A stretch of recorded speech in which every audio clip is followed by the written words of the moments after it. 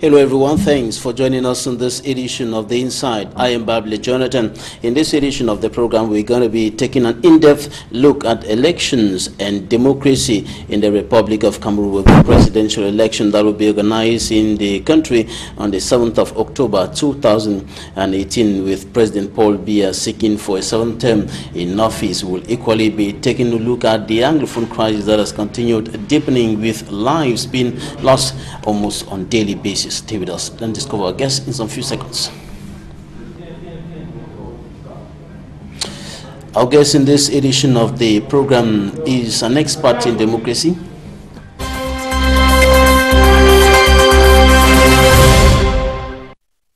Our guest in this edition of the program is an expert in democracy. He is the Africa Regional Director of the National Democratic Institute, NDI, based in Washington, United States of America. He is the president of the FOMUNYOH Foundation. His name, Dr. Christopher FOMUNYOH. Doctor, welcome to the program. Thank you for having me. It's a pleasure to be here. The presidential election in the Republic of Cameroon will be organized on the 7th of October 2018, despite all the crises, despite all the issues that are affecting the country, notably with the Anglophone crisis that is deepening in the northwest and southwest regions of the country. What's your take on the organization of the election despite all this?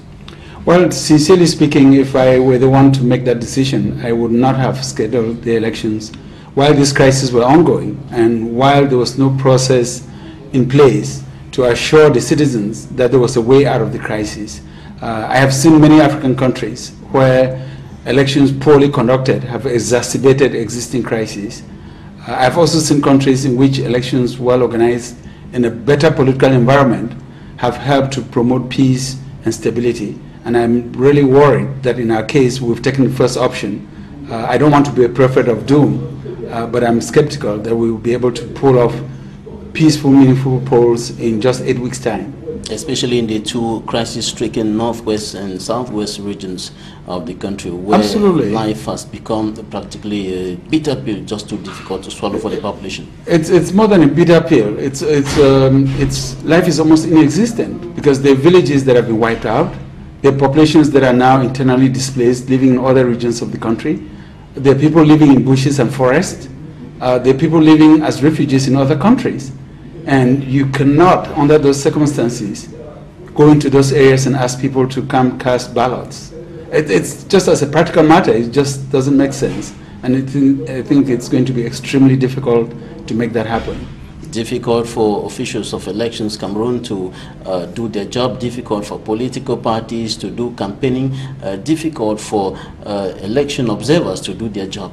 Well, I mean, if you are the general manager of ELECAM, or if you're the regional delegate, can you in good conscience ask polling officials to go into some of these areas with ballot boxes on their heads? It's going to be extremely difficult.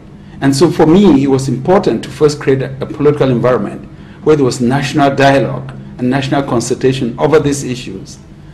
Issues that could probably be handled even before the elections. And even if we got into October, as long as the citizens saw a light at the end of the tunnel, then you could make a meaningful case for having them participate in an electoral process, knowing that the crisis was being tackled and being resolved. But as we are today, when lives are being lost on a daily basis, it just beats my imagination that someone would schedule this kind of competitive election under these circumstances. And let's not forget, we have the two regions of Northwest and Southwest, but we also have Boko Haram that is still alive. I just got here from Nigeria, and Boko Haram attacked a military barracks in Yobe State with 800 soldiers on the base. And they overtook the base, they overran the base. They ambushed over 30 Nigerian soldiers in Borno State. They just attacked N'Djamena, which means they're still alive and they're still looking for ways to be disruptive. We also have problems on our eastern border with the Central African Republic. And so the cumulative effect of 5 of the regions of the country being impacted should have pushed someone to take a break, take a deep breath, and say, how do we get out of this in a way that doesn't exacerbate the ongoing crisis? And I'm afraid that decision hasn't been the right one, in my opinion. However, we hear some government officials saying that despite all this, the Constitution has to be respected. Well, you know, I also believe in the rule of law and in the respect of the Constitution. But I also know that when it was time to tinker with the Constitution to eliminate term limits, that was done very easily. I also know that when it was time to tinker with the electoral law to shrink political space and say that people cannot campaign or people cannot be candidates except they're nominated by parties that have elected officials, which led to the shrinking of political space, that was done. So when there is a national crisis and you appeal to the population on the basis of a crisis that everybody knows we're facing, people would come along. And let's not forget, just a few weeks ago, or a month ago, they came up with legislation that extended the mandate of members of parliament, deputies, and local councillors. I mean, they could do this because the Constitution also allows for that. But even the Constitution, Article 14 of the Constitution, stipulates that in the case of a grievous crisis, the president has the possibility of doing so. But in the justification of that law, they were not honest enough to tell the Cameroonian people that the reason that these elections will not hold for parliament and for local councils, instead the reason was because of the crisis. The fact that so many elections will be organized. Yes, and that reason doesn't pass the last test because 5 years ago we all knew that in 2018 all of these elections will be taking place at the same time. Secondly, that there are countries such as Ghana, Sierra Leone, even in March, Sierra Leone had 4 elections on the same day and they were organized smoothly. So technical reasons of operational challenges doesn't meet the test of a grievous situation or a grievous crisis that is stipulated in the Constitution. So our government has got to learn to be honest with the population, to be honest with citizens. And if you create that level of honesty and that level of trust and that level of legitimacy, when it's a national crisis of the proportion that we're facing, with citizens dying on a daily basis, members of uniformed services, military men, gendarmes and police, as well as civilian lives, over hundreds of civilian lives. That's a national crisis to which you can rally the entire country and say, this is a roadmap that I have. We're not going to be able to meet our election schedule because of this crisis. Let's all bond together, create a national consensus around the electoral timetable, resolve this crisis, and then go to elections in a meaningful way. Whatever the case, the President of the Republic has decided that the election is going to take place on the 7th of October, and he himself is standing as candidate seeking for a 7th term in office after close to 4 decades in power. Well, you know, I have seen many African countries, you know, Angola, Mozambique. I mean, these are 2 countries that were facing major crises in the 90s. Mozambique took the time to negotiate a peace agreement involving civil society, involving mediation by the church, the Catholic Church in Mozambique. And they brought Frelimo, which was in power, together with Renamo, which was in the bushes, and the 2 parties signed a peace agreement. And then Mozambique went to elections. And since the 90s, Mozambique has been consolidating both its political institutions, its democracy, as well as economic development. On the other hand, Angola was in a crisis. They hurried to an election which they were not prepared for. When Savimbi lost the elections, he basically returned to the bush with his troops. And then Mozambique went through 2 decades of extended war. So I think that just because a decision has been made doesn't mean that it's the wisest decision that would have been made for everybody. And I think that when you have served your country, when the citizens of the country for over 4 decades have given you the opportunity to serve at the highest level of the state, it just makes common sense to at some point show your appreciation to the citizens and say, given the totality of the crisis that Cameroon is facing today, I think we need renewed leadership to take on the mantle of state and lead this country in the way forward. Renewed leadership, that is what is so difficult to come, especially in countries in Francophone Africa, and Cameroon is one of them. And the President of the Republic is one of the longest serving presidents in Africa today. As a democracy expert, is this democratical? No, it is not. Because even the Universal Declaration of Human Rights that lays the foundation for citizen participation in elections says, provides that it's a human right to give citizens the opportunity to renew regular, frequent renewal of political leadership through credible, meaningful elections. Moreover, at some point, you look at what is happening in Cameroon and in Central Africa sub-region. In West Africa, there are Francophone countries in West Africa as well. Benin, Senegal, Niger, Mali. And of the 15 countries that make up the Economic Community of West African States, ECOWAS, in 14 of those countries, heads of states have not served more than 2 terms. And they're all committed to respecting the 2-term limit that's applicable in ECOWAS. So people cannot even hide behind the legacy of the colonial area. Individuals are making poor judgments, and my worry is that history is going to judge them very poorly. And what about the People's Call? We hear he's responding to the People's Call. We know how it goes. I have seen countries where people thought they had People's Call, but the day after they're no longer in power, nobody even comes by to say hello. We know how those things are manufactured. I mean, these are tactics that were prevalent in the one-party days, but we're now in the 21st century, and people expect elected officials to perform differently, or people seeking public office to perform differently.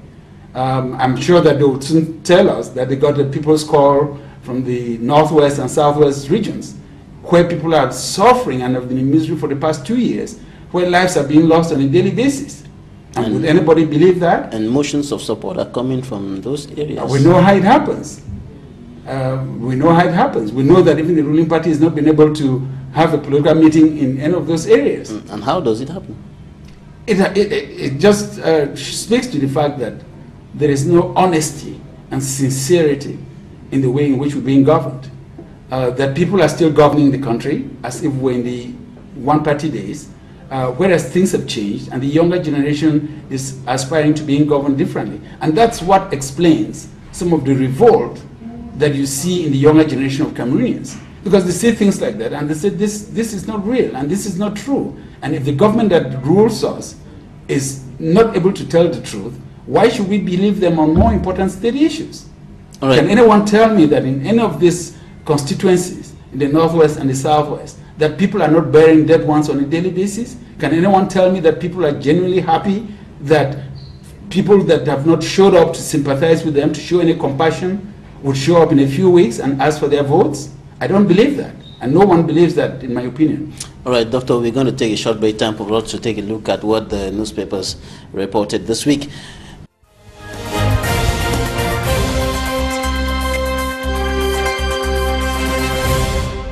The All-Anglophone Conference, the killing of a Catholic priest, floods and landslides in Limbe, and the 2018 presidential elections in Cameroon are some of the major news highlights this week. The Guardian Post reports that the Catholic Church, Presbyterian Church in Cameroon, and Muslim leaders have convened an all-Anglophone conference, and the Post Weekender qualifies the meeting as a stormy conference. The storm highlights the shock that gripped the Catholic Church following the killing of the Boya priest in Moyoka and the raiding of the parish house in Manfe by uniformed men. According to the Guardian Post, the Vatican and National Episcopal Conference are silent over what it calls brutal killing of Father Alexander Nogi Sop. In the same vein, The Voice asks whether self-destruction is the price for the Ambazonian nation. According to the Post, the Cameroon government has dispatched secret envoys to the United States to fish out secessionists at a time when the Guardian Post says President Trump's administration has given President Biya marching orders to organize public debates to decide the new form of the state. Free all Anglophone detainees and call for a ceasefire. And looking at the blood spilling in the Northwest and Southwest regions, Dr. Christopher FOMUNYOH, whose candidacy was expected this year, is quoted by the Guardian Post to have said he cannot walk on blood to be president. While the African Regional Director at the Washington-based National Democratic Institute stays out of the race, President Biya is standing for the 7th time. And as by the Rambler, the Horizon and the Guardian Post, his candidacy, referred to as one-man show, has been legitimized by 20 opposition parties. The Star takes a look at the other 27 parties against the head of state, and Eden exclaims over the number of candidates running the race. The Median reports that a landslide buried 20 persons alive in Limbe following a heavy downpour. That's it for the press review in this edition of The Inside. We'll bring you more on what the papers say next week. Back to you, Babylon Jonathan.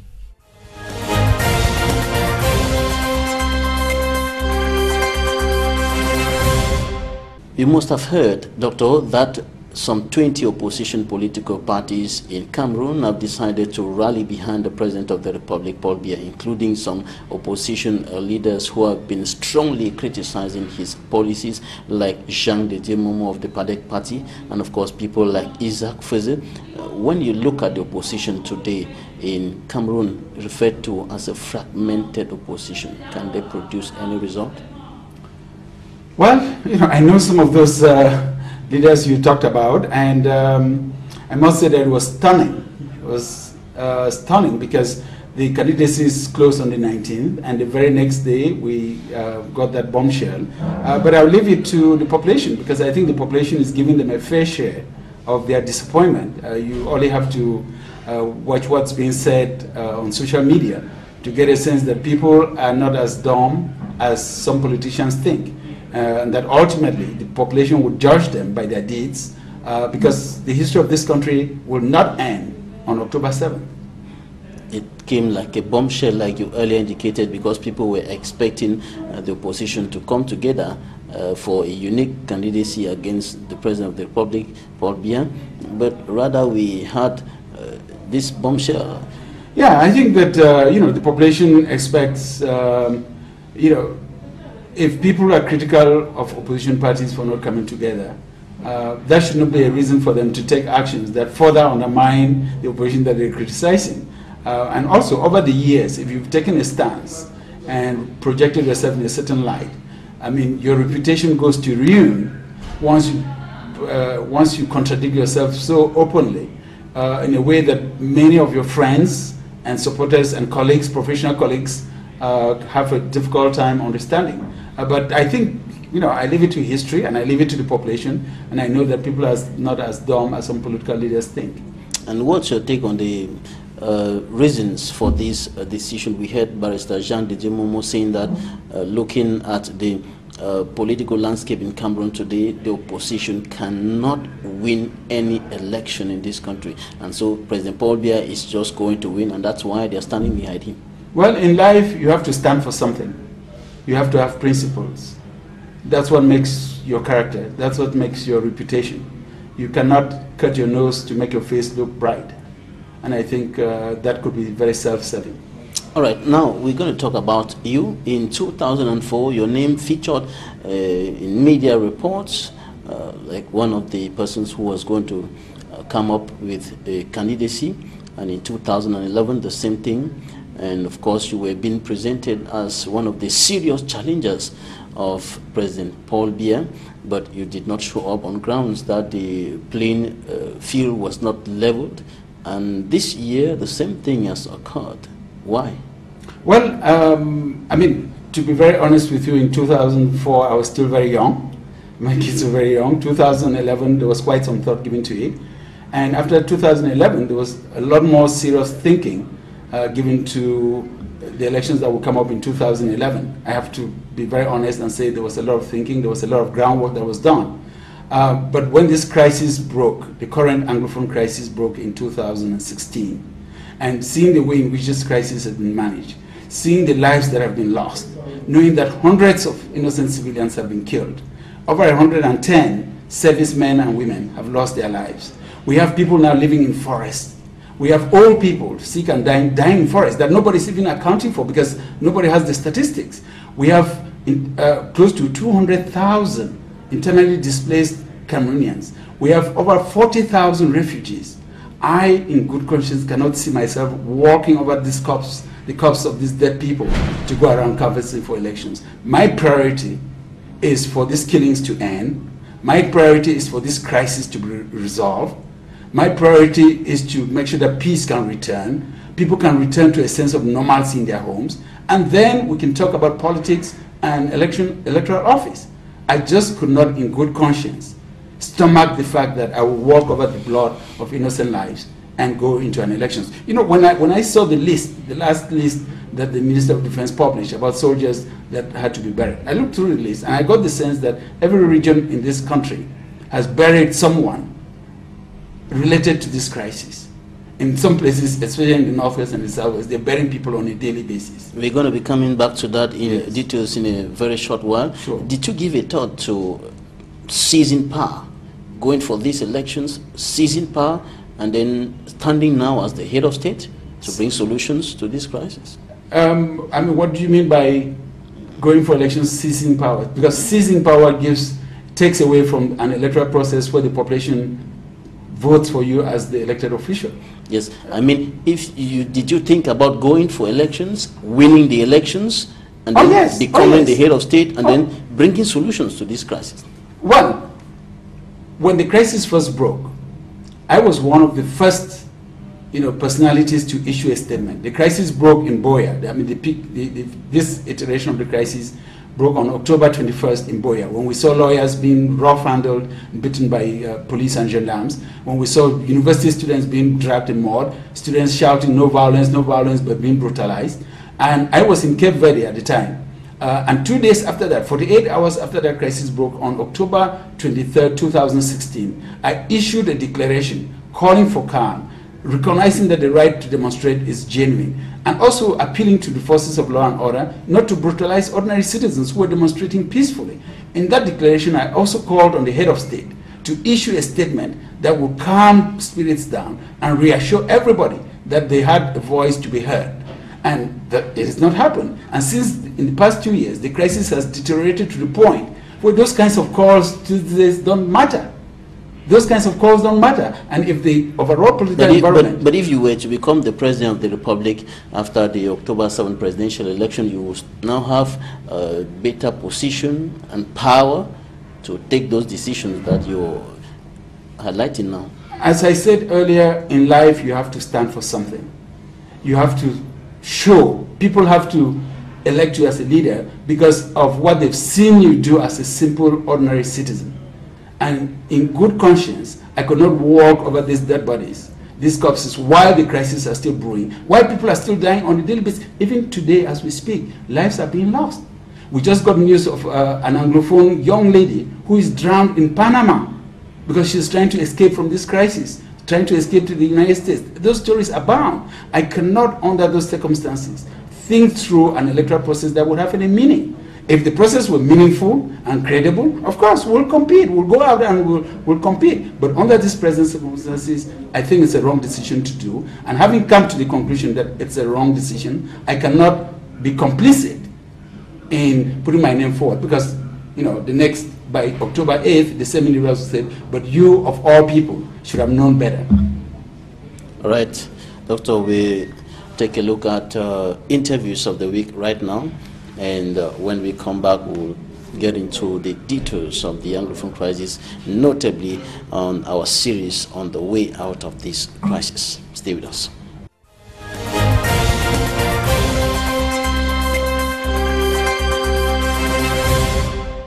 We recognize the absolute necessity for the people of the Southwest and Northwest regions to hold a preparatory general conference in order to agree on the issues to be examined at the national dialogue on the Anglophone problem and to freely designate their representatives at that dialogue.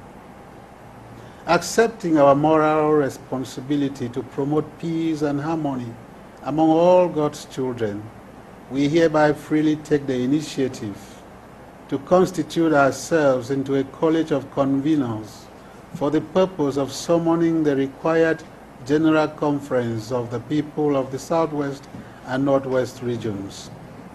To this end, we hereby convene an Anglophone General Conference to be held in Boya on Wednesday 29th and 30th of August 2018.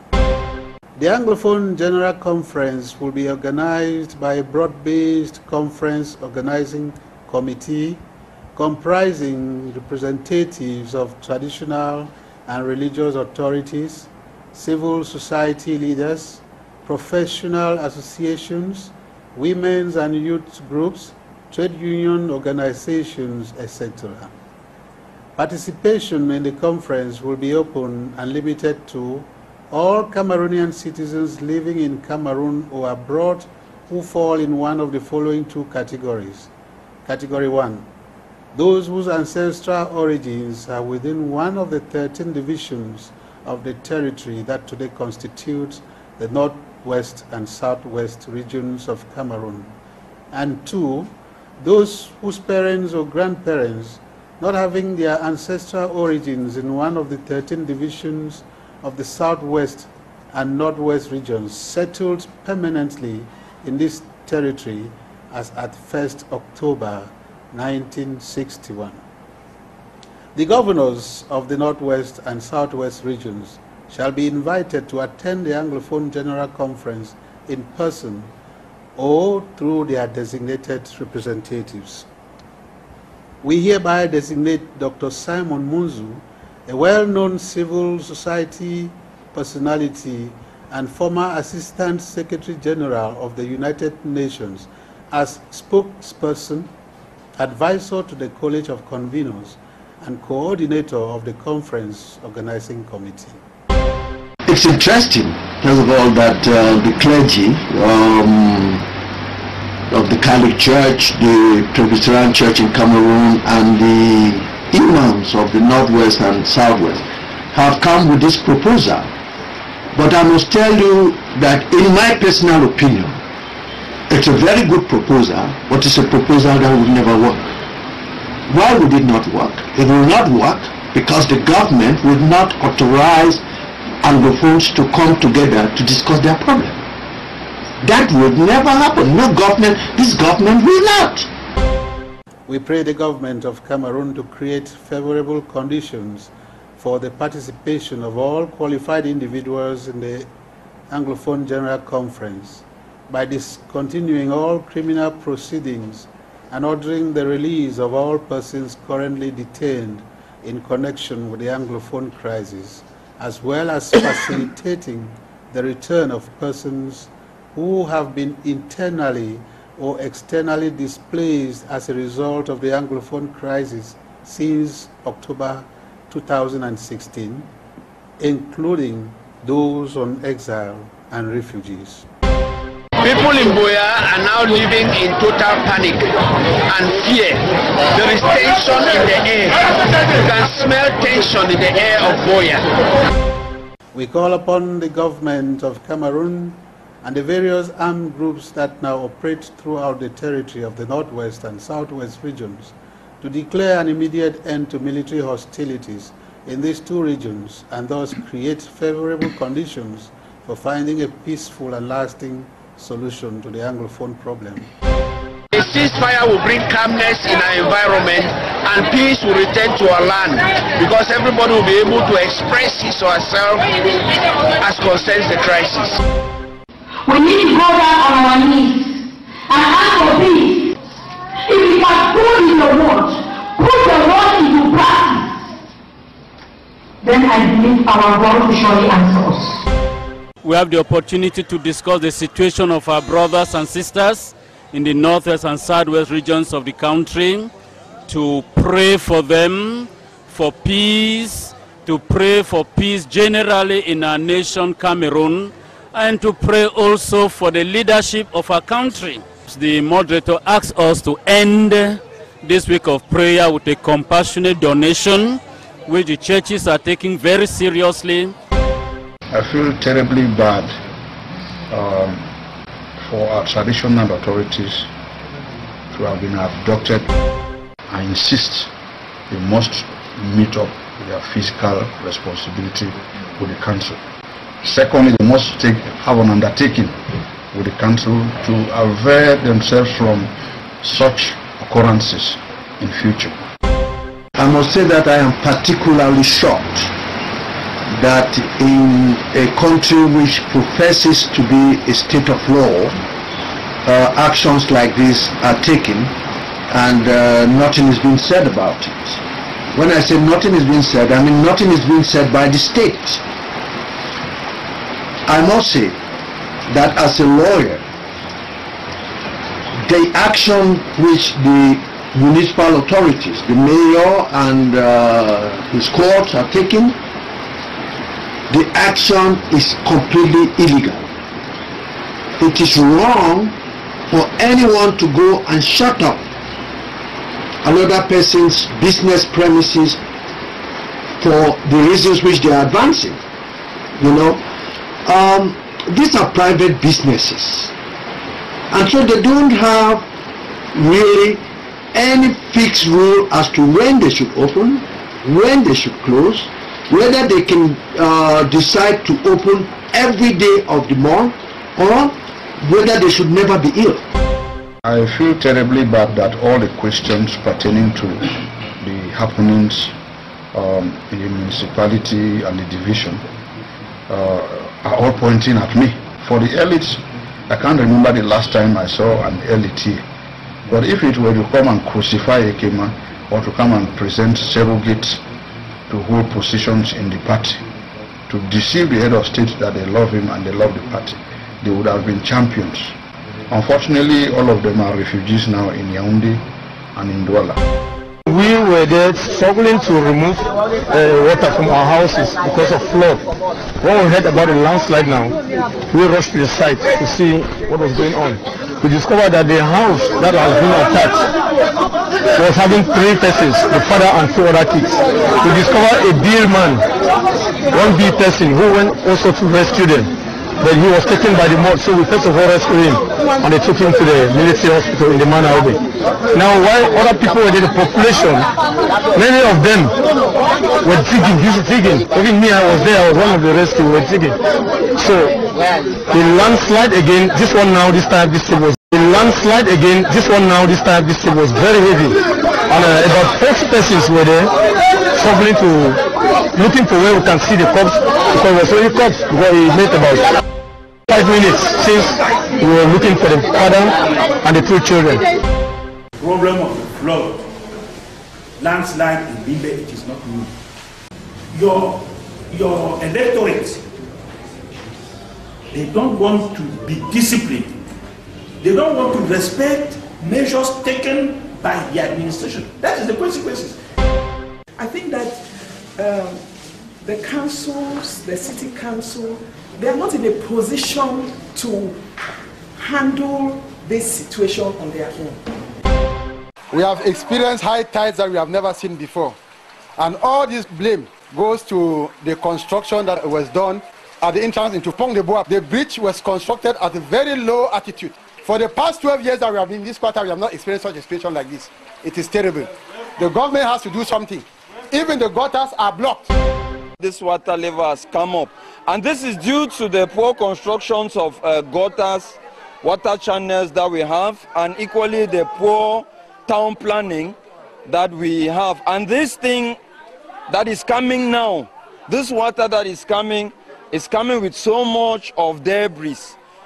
There are so many diseases outside now. Who knows what disease people can pick from this nasty situation that we are facing. So we are really calling on our government to look into this issue of town planning.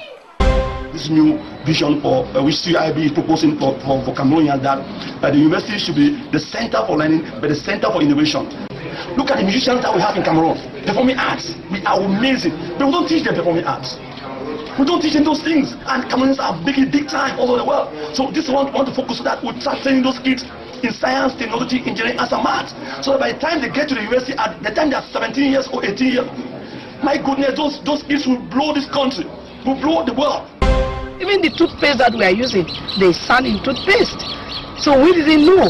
Even the jeans that you are wearing, they use sand to produce jeans. So we have so many things that come out of sand, and sand is being used everywhere. To build a nation, you cannot build without looking for sand.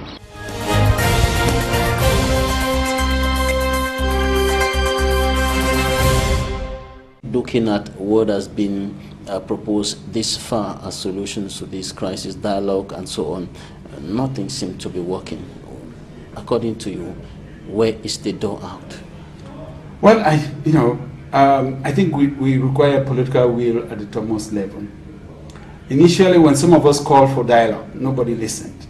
And we got the impression that people listened to the voices that were saying, send troops, go crush them. Now it's turned out that you can't just crush people like that. And that these young people who were going about their businesses in the past, some of them have now taken up arms. And so we're going to have to do a lot of work to bring people to the point where they will be willing to lay down arms and to be part of a process that is negotiated or discussed. So I think that the way out would consist, first of all, in creating an enabling environment for peace to return.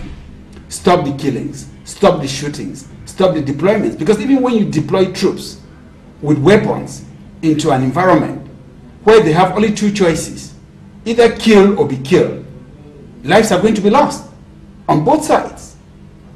So when you take those kinds of steps, you then create an environment where you can begin to build confidence that there's a sincere, genuine desire to find a way out. Secondly, I think we need national dialogue, national consultation on this issue, because there are many Cameroonians of goodwill. I'm not alone. There are many Cameroonians of goodwill who have ideas on how we could get out of this crisis.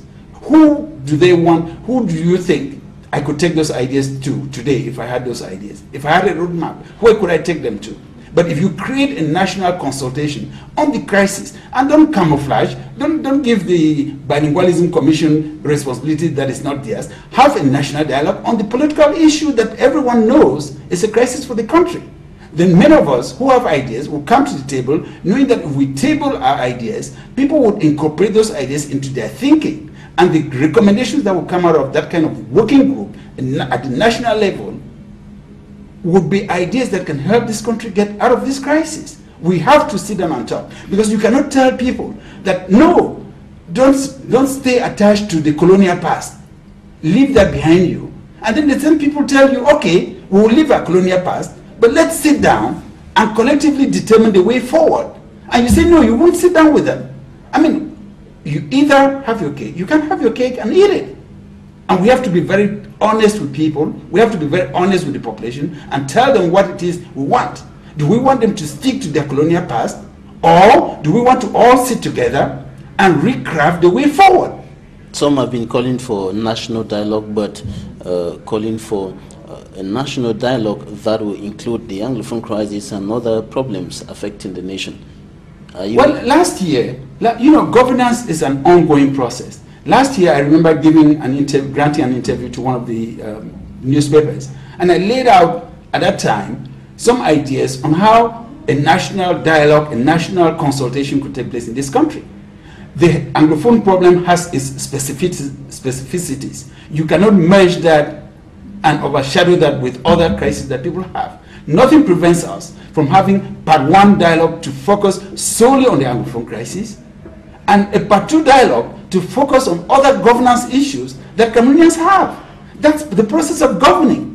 There's no time limit to things. There's no reason why we should also not listen to people of Bertoua if they have electricity problems and have been shut up without electricity for 2 weeks. But that doesn't mean that their issue has the same magnitude of the Anglophone crisis, which is an existential crisis for over 8 million Cameroonians within the Anglophone community as we speak, both within the country and outside of the country. There are people who are convinced that this government means them ill and will never work for their well-being. And you have to create an environment where these people can have confidence that they belong and that they can sit at the table and be listened to. And sometimes doing that doesn't mean that it doesn't preclude you from then subsequently resolving the issues of other regions of the country. That's what governance is all about, responding to the desires of citizens and making sure that we can deliver services that improve the well-being of citizens. But government says that it cannot dialogue, it cannot sit on the same table to discuss with those who are in jail today, those who are standing on the other side, those who are expressing an opinion that is contrary to what I'm talking about, secession and so on. But the government has to decide. If they want to dialogue amongst themselves, then they can continue to dialogue among themselves. And we've seen what that has meant for the country. For the past 2 years, there is not a day that goes by without a life being lost. There is not a day that goes by without a horrible story being written about Cameroon in the international media. There's not a month that goes by without some international entity issuing a report that tells the truth, but that blackens completely the reputation of this country. If that's what they want, they prefer, then they can stay talking to themselves. But you sit down around the table with people who disagree with you, with people who have different viewpoints. And let's look at how this crisis has evolved. It started with, book people, as we say in pidgin English. The people who write their grievances on paper, the lawyers, the teachers, dressed in suits and ties. They paint their grievances on paper and see how they were handled. And then other people looked and said, oh, if you handle them like this, how much more of those of us who can't even write or read? Look at what happened to Mancho BBC, a journalist. He demonstrated in Bamenda because he wanted an improvement in the infrastructure of the city, better roads, better water, electricity. See where it ended. And then that radicalized the rest of the people. And then today, that radicalization is continuing. In the past, those young men, mostly boys, mostly men, used to commit acts without showing themselves in public view. Today on social media, you have boys and girls saying, we are here, come gun us down. This is not good for the country. And at some point, some people have got to put their ego aside. Some people have got to do some introspection and see where they went wrong, and then be humble enough to know that they represent the people and that our collective future is being jeopardized, and that we need to all sit down, get the best brains, get the best minds to think about how we're going to resolve this crisis and move the country forward. And the government is now trying to improve on the situation of those who have fled their homes and they're in the bushes, some are in Nigeria and so on. Is it part of the solution? But you have to avoid contradictions, because you cannot, on the one hand, try to create conditions in the communities that have been devastated, in the villages that have been burned, so people can return, and at the same time deploy troops in a way that will push more people to run into the bushes. I mean, that's a very conflicting message. It's a self-defeating purpose. You cannot, for the years that people have been in refugee camps, they haven't seen a goodwill gesture. All of a sudden, what they remember in their communities, in the camps, is what happened to some of their friends in Abuja. And then the next time you show up with goodwill gesture, how will people take this? Why don't we create the environment in the villages that have been devastated for the villagers in those areas to come up and regain their property and gain a sense of safety? They would then be the ones to tell their relatives in the bushes to come back home and say peace has returned. They will be the ones to then tell the refugees that it's okay to come back into the country. But if we do it in reverse, if we do it in a haphazard manner, if we do it because we want to grandstand and say I donated 10 million and the other donated 20 million, that's not going to work. Because humanitarian actions are not about money. Humanitarian actions are from the heart. They're about compassion. And if you don't show that compassion to people, it doesn't matter how much you give them, they're not going to believe you. The reconstruction of villages that have been destroyed is part of the close to 13 billion francs CFA emergency aid plan. Well, I've seen a lot of monies raised in this country in the past, and we'll have to just wait. The test of the pudding is in the eating. But that's something that cannot be done from the top down. It's, look, creating life in villages and in communities, it's more than just an infrastructure. People have a way of bonding in communities. They have to take ownership of this reconstruction. It's not something that you have an engineer sitting here only design a house and go dump in a village and you think that people will embrace it. So we have to begin to talk to these people. And you're not going to talk to them by sending to them people who told them in the first place that they have nothing to complain about. That's why it all comes back to creating a framework that can bring everybody around the table, including people that have held views that you may disagree with. That is the only way you're going to rebuild consensus about the way forward. Or else, what's the political finality? What's the winning point of this crisis with the strategy that's been taken? There's no winning point. I don't see a political outcome that's meaningful if this approach is maintained. That's why I say the killings must stop, a new strategy must be looked at, and an opportunity must be created for people to come around the table and find consensus about the way forward. Doctor, are you ready to give up or offer your good office to resolve the Anglophone crisis? Oh, that has never been in doubt in terms of my determination, because I can't sit around and see my fellow compatriots being butchered. people dying across, across the region and from other parts of the country because of this crisis. That has never been in doubt. But obviously, the environment needs to be created. You need to get a sense that your contribution will be appreciated and valued, and that with other fellow Cameroonians, you can work collectively, because this is going to be a collective effort to lay the groundwork for the killings to stop, for peace to return, and for the country to rebuild. Dr. Christopher FOMUNYOH, a last word before we go. Well, I would just say that in the short term, I don't have a lot of confidence that we're going in the right direction. I have concerns that we're going, if we're not careful, we're going to a brick wall. I hope I'm proven wrong, but when I look around and I look at the dynamism of young Cameroonians, and I look at the determination, even for people who are in the areas that have been hardest hit by this crisis, I am comforted in knowing that someday, one day, someday, we will come out of it. One day, someday, will come out of it. That's it for this edition of the program. That was Dr. Christopher FOMUNYOH. He is a democracy expert and the Africa Regional Director of the National Democratic Institute based in Washington, United States of America. Thanks, ladies and gentlemen, for staying with us.